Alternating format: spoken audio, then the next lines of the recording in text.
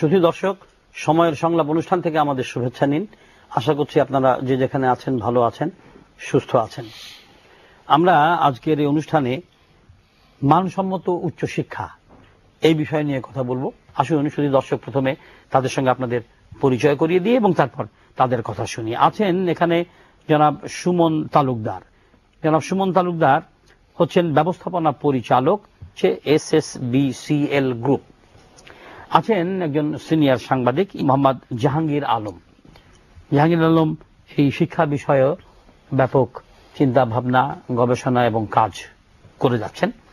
আমি প্রথমে সুমন তালুকদারকে দিয়েই আমাদের প্রশ্ন শুরু করি।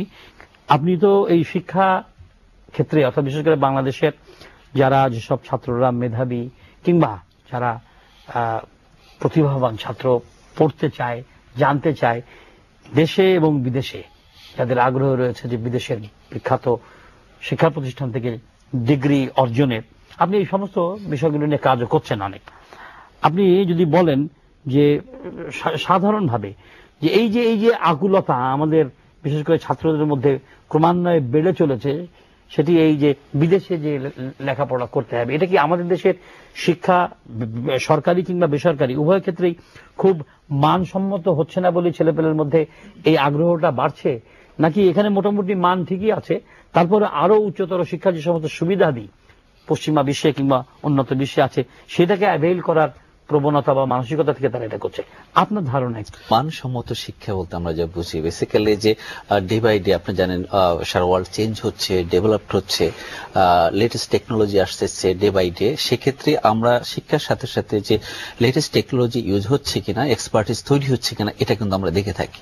আমরা যখন ইন্টারন্যাশনাল এডুকেশন নিয়ে কাজ করি, আমরা অধিকাংশে দেখি যে অনেক দেশে কিন্তু এই যে মানসম্মত শিক্ষা, লেটেস্ট টেকনোলজি ইউজ করে তারা কিন্তু তাদেরকে ডেভেলপ করে ফেলছে। আমরা যদি এলডিসি ভুক্ত কান্ট্রি, আমাদের মধ্য দেশের একটা রিস্ক করার আছে, 2021 একটা ভিশন আছে। অর্থাৎ মানসম্মত শিক্ষা আমাদের যেতেই হবে, সেটা দেশে হতে পারে, বিদেশে হতে পারে। দেশে অনেকাংশে আমরা দেখে থাকি যে basically practical base, research base যে এডুকেশন অনেকাংশে আমাদের ওই সুযোগ হয়তো নেই, যার জন্য আমাদের যে মেধাবী ছাত্র যারা, তাদের কিন্তু অবশ্যই বিদেশে হাতছানি দেয় যে মানসম্মত শিক্ষা গ্রহণ করা। মানসম্মত শিক্ষা গ্রহণ করে সে ওই এক্সপার্টিস যেটা অর্জন করে সেটা কিন্তু তার ক্যারিয়ার বিল্ডিং এর জন্য সহযোগিতা সে বিভিন্ন ক্ষেত্রে পেয়ে থাকে। তো এই ব্যাপারটা আমরা দেখে আছি। এবং দেশের যে শিক্ষা ব্যবস্থা খারাপ অবশ্যই আমরা বলবো না, অবশ্যই ভালো, কিন্তু আরো ভালো, আরো উন্নত শিক্ষার জন্য কিন্তু আসলে দেশের ছাত্ররা বিদেশে পড়তে যেতে চায়। এই যে বিদেশে ছাত্ররা পড়তে যায়, এক্ষেত্রে দেখা যায় যে বিভিন্ন বিজ্ঞাপন আমরা দেখি পত্রপত্রিকায়, ল্যাঙ্গুয়েজ কোর্সে সাইপ্রাসে, গ্রিসে কিংবা এখানে সেখানে ভর্তি হওয়ার কথা বলে অনেক ছাত্রদেরকে প্রলুব্ধ করা হয় এবং তারা ওখানে যে বিপদাপন্ন হয়, ওখানে তারা নাগরিকত্ব পাওয়ার চেষ্টা করে কিংবা অ্যাটলিস্ট ওয়ার্ক পারমিটটা পাওয়ার চেষ্টা করে এইটার মোড়কে। তো এইটাও তো এক ধরনের অসাধুতা। আমি বলছি যে যারা এই ধরনের উদ্যোক্তা এবং ছেলেপেলেগুলোকে শিক্ষার কথা বলে এভাবে লাইন আপ করে দিতে চায়, এটাও আলটিমেটলি এক ধরনের ক্ষতি সাধন করা হয় আমাদের বিভিন্ন আমাদের সমাজের বিভিন্ন লোকদেরকে। আপনার অভিজ্ঞতায় এটা ভালো যে দিক, যেটা যদি স্টুডেন্ট যারা বিদেশে পড়তে যেতে চায় বা তাদের গার্ডিয়ানরা যদি সচেতন হন, সমস্ত তথ্য এখন তো সমস্ত তথ্য এখানে বসে জানা সম্ভব। আপনার অনলাইন আছে বা ওই দেশের সংশ্লিষ্ট অ্যাম্বাসিগুলি আছে বা ভালো কনসালটেন্ট যারা বেসিক্যালি পয়সার দিকে তাকায় না, শুধু সার্ভিস প্রোভাইড করে একটা দেশকে শক্তিশালী করার জন্য, একটা দেশের অর্থনৈতিক শক্তিশালী করার জন্য কাজ, এরকম অনেক লোক কিন্তু এই লাইনে কাজ করে। অর্থাৎ সঠিক তথ্য যে পড়তে যাবে বা তার প্যারেন্টস, তাদের কিন্তু উচিত সঠিক তথ্য, যে ইউনিভার্সিটি যাবে ইউনিভার্সিটির খোঁজ খবর নেওয়া এবং ওই ইউনিভার্সিটির পড়ার মধ্যে ক্যাপাসিটি, মানে টিউশন ফি, আদার এক্সপেন্সেস তারা দিতে পারবে কিনা এবং কোন কোর্সে পড়বে এবং সেই কোর্স তার কেরিয়ার বিল্ডিং হেল্প হবে কিনা, এই ব্যাপারগুলো, তার কেরিয়ার প্ল্যান, তার স্টাডি প্ল্যানের সাথে সাথে অবশ্যই তার একটা চমৎকার কেরিয়ার প্ল্যান করা উচিত। জেনে নিতে পারি যে আসলে প্রতারিত হচ্ছে কিনা, অর্থাৎ সেই ছাত্র কিংবা সেই ছাত্রের পরিবার তারা জেনে নেওয়ার সুযোগও অবারিত। কিন্তু বিষয়টা কি আসলে তাই? বাংলাদেশে একটি নিম্ন মধ্যবিত্ত পরিবারের ছেলে গ্রাম থেকে এসে হয়তো মেধাবী সে বটেই, কিন্তু সে যখন বিদেশে যাওয়ার জন্য কোনো এজেন্সিকে ধরেছে এবং সেই এজেন্সি যে সমস্ত কাগজপত্র তাকে দেখাচ্ছে এবং সেটার ভিত্তিতে সে যখন যেতে চাইছে, টাকা পয়সার লগ্নি করছে, এই জায়গাটাকে এতই আমাদের দেশের প্রেক্ষাপটটাকে এত সহজ বোঝাটা যে না, আমি প্রতারিত হচ্ছি না, আমি যেখানে যাচ্ছি একেবারে ঠিক সঠিক জায়গাটা যাচ্ছি। আপনার অভিজ্ঞতা কি বলে? আমাদের এই যে ক্রস বেটার এডুকেশন, যেটা দেশের বাইরে যে স্টুডেন্টগুলি যাচ্ছে, এটার জন্য আসলে কোনো সুনির্দিষ্ট কোনো নীতিমালা আমাদের নাই। যেমন 2010 সালে প্রাইভেট ইউনিভার্সিটি অ্যাক্ট যেটা হয়, সেখানে 39 ধারায় আমার যতটুকু পরে পরে সুস্পষ্টভাবে বলা হয়েছে যে একটা নীতিমালা তৈরি করতে হবে, কিন্তু 28 মাস হয়ে গেছে প্রায়, এখন পর্যন্ত নীতিমালাটা আসলে তৈরি হয়নি। তো নীতিমালাটা তৈরি হলে যেটা হতো সেটা হলো যে এখানে যে লোকাল যে কিছু এজেন্সি আছে, এর মধ্যে কতিপয় এজেন্সির ক্ষেত্রে যে সঠিক ইনফরমেশনটা ছাত্রদেরকে দেওয়া হয় না। হয়তো বলা হয় যে তুমি যাওয়ার পরে তুমি জব কনফার্ম পাবা। হ্যাঁ, অনেক ইউরোপের অনেক কান্ট্রি আছে যেখানে জবটা অ্যাভেলেবল, আবার কিছু কিছু কান্ট্রি আছে যেখানে অ্যাভেলেবল না। হ্যাঁ, সেটা দেয় না, দেখা যায় দেওয়া হয় না। এই ক্ষেত্রে যেটা করা উচিত আমি মনে করি সেটা হলো যে যারা যাবে তারা অ্যাটলিস্ট যদি ইন্টারনেটে ব্রাউজিং করে ওই সমস্ত প্রতিষ্ঠানগুলিতে খোঁজ নেয় ওয়েবসাইটে, তাহলে সেখানে হবে কি যে তাদের টিউশন ফি কত, জব ফ্যাসিলিটিস কেমন, এগুলি প্রিলিমিনারি জানা সম্ভব হয়। সেকেন্ডলি হচ্ছে যে ওইসব কান্ট্রির এগুলি ডাটাগুলি যদি তারা দেখে ভালো মতো, তাহলে ওখানেও জানা সম্ভব যে ওখানে মানে পর্যাপ্ত কাজ করার সুবিধা আছে কিনা। হ্যাঁ, যদি এগুলি প্রিলিমিনারি জানে তাহলে প্রতারিত হওয়ার সম্ভাবনাটা কমে। বাংলাদেশ থেকে আসলে একটা বৃহৎ সংখ্যক ছাত্র দেখা যায় বিদেশে পড়াশোনার আগ্রহ।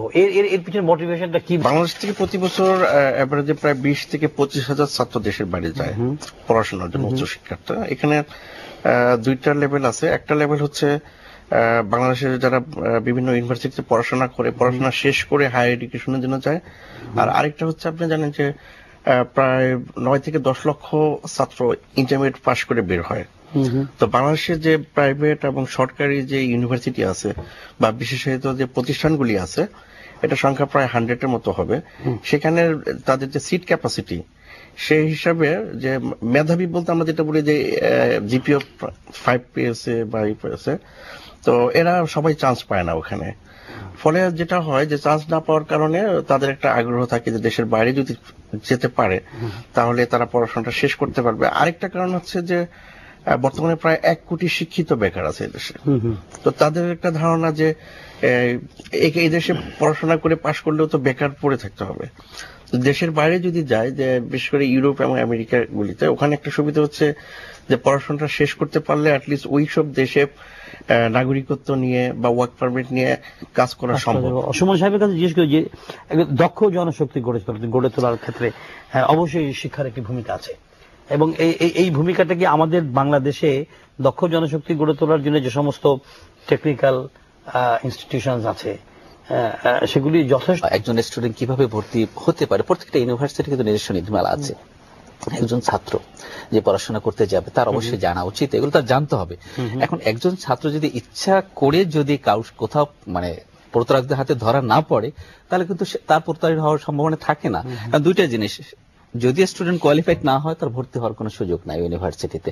তার প্যারেন্টসের যদি অ্যাভেলেবেল ফান্ড না থাকে তাহলে কিন্তু আপনার ওখানে সে খরচ চালাতে পারবে না। তো দুইটা জিনিস, ইউনিভার্সিটি তার অ্যাডমিশন অ্যাকসেপ্ট করবে তার ডকুমেন্টস দেখে, আর একটা জিনিস সে যে টাকা পাঠাবে, যে সবচেয়ে বড় যে জায়গায় যেখানে কিন্তু প্রতারণাটা হয় ব্যাংকিং চ্যানেলের বাইরে কোনো টাকা পাঠানোর কিন্তু ওয়ে কোনো সিস্টেম কিন্তু নাই, বাংলাদেশ ব্যাংকেরও নাই বা বিদেশি ইউনিভার্সিটিও নেওয়ার সম্ভাবনা নাই। তো এই যে ব্যাপারগুলি কিন্তু আসলে ব্যাপকভাবে আমরা যেমন আমার নিজস্ব উদ্যোগে আমি জানি অনেকগুলো এডুকেশন ফেয়ার করি, আমরা অনেকগুলো টক শো হয় বিভিন্ন জায়গায়, আমরা অনেক রোড শো করি, আমরা বিভিন্ন রকমের লেখালেখি করি যে সঠিক তথ্যটা জানি, মানে মাস জনগণ যারা বিদেশে পড়তে যেতে চায় তারা জানে। কারণ অবভিয়াসলি আমরা যে এলডিসি কান্ট্রি, আমরা ডেভেলপ কান্ট্রিতে অবশ্যই যাব এবং আমরা লেটেস্ট এক্সপার্টিস অর্জন অবশ্যই করব, এবং এখানে বাধা নেই। মানে আসল শিক্ষা গ্রহণ যে কোনো দেশ থেকে আমরা নিতে পারি, তার কিন্তু বাধা কিন্তু নেই।